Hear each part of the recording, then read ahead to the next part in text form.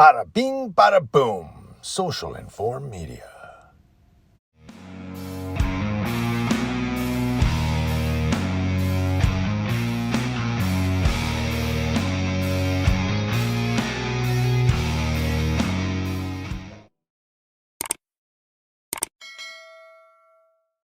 This story is brought to us from the IndyStar.com. And out of Indiana, now the ACLU is fighting this bill. Cops just don't want people watching what they're doing. Cops don't want people listening to what they're telling people on traffic stops. They're like, you know what? We got to do something to keep people from watching us when we're out there doing our job. Well, a bill that could make it harder for people to observe law enforcement interactions is raising concerns with the ACLU, American Civil Liberties Union of Indiana. And it's over police accountability. Now, House Bill 1186, which breezed through its first legislative test, would consider a person knowingly or intentionally approaches within 5 feet of a law enforcement officer after being ordered to stop as encroaching on an investigation. And it could be a Class C misdemeanor. What is this, the NFL? Encroaching 25 feet. But the first down with handcuffs. But they're saying this so that if they tell you to stop and you come within 25 feet of them or past the 25-foot marker, you're encroaching on an investigation. But people can walk down the sidewalk, do. Cops hate that too. Because cops say, this is my scene, cross the street and walk that way. Anyway, the bill passed unanimously out of the House of the Courts and Criminal Code Committee with little debate among all 13 committee members and support from law enforcement. Of course they had support from law enforcement. You think there's any cop that's going to not support this?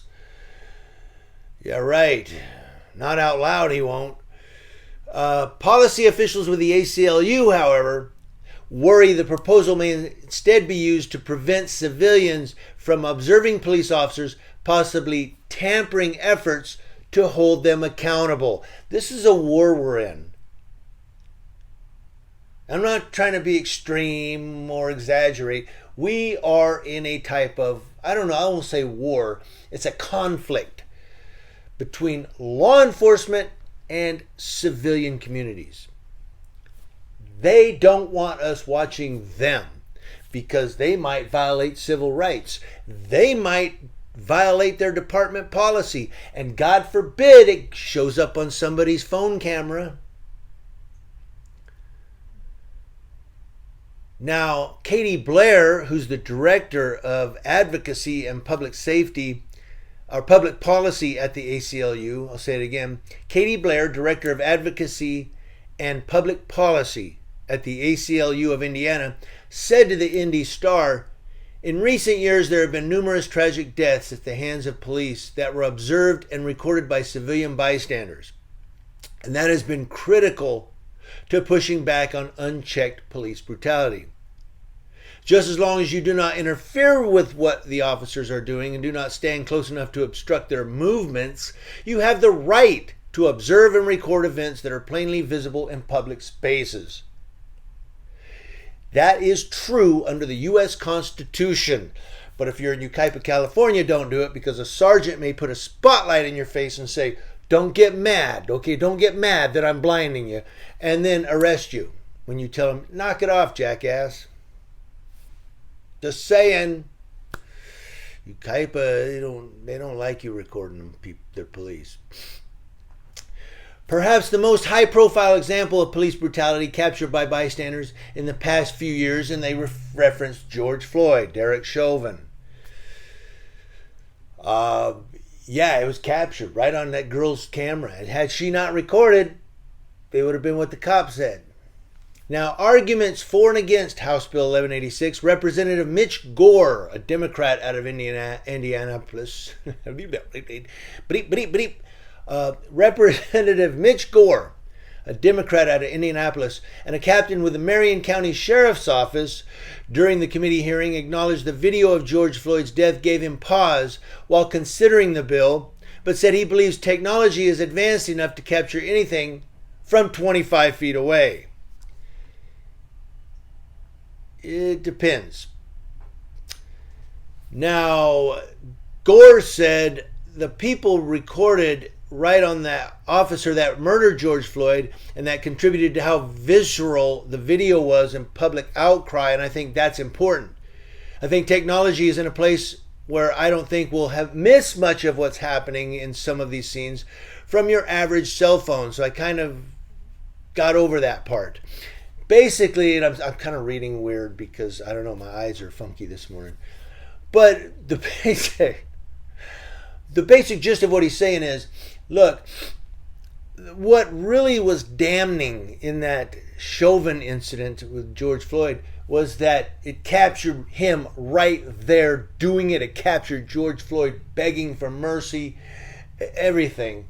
And he's saying, so technology is advanced enough to where you can stand 25 feet away and still be able to capture all of this footage.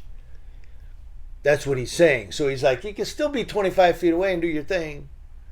You know what? I've stood 25 feet away and cops still mess with me.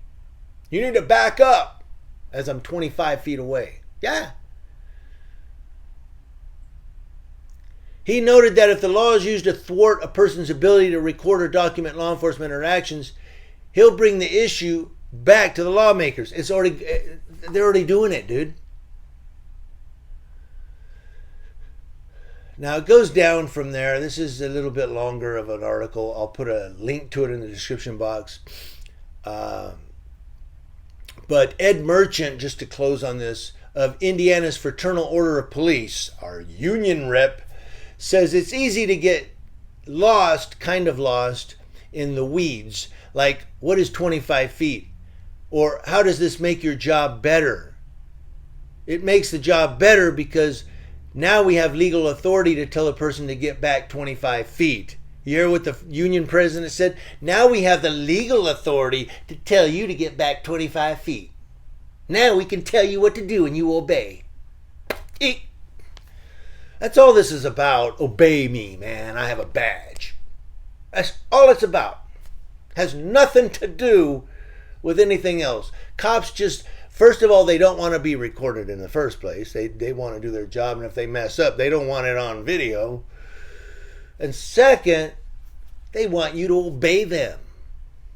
Well, if I'm not breaking the law, if I'm a law-abiding citizen exercising my rights, you have no authority over me anyway. But that's what this is about. They want that authority.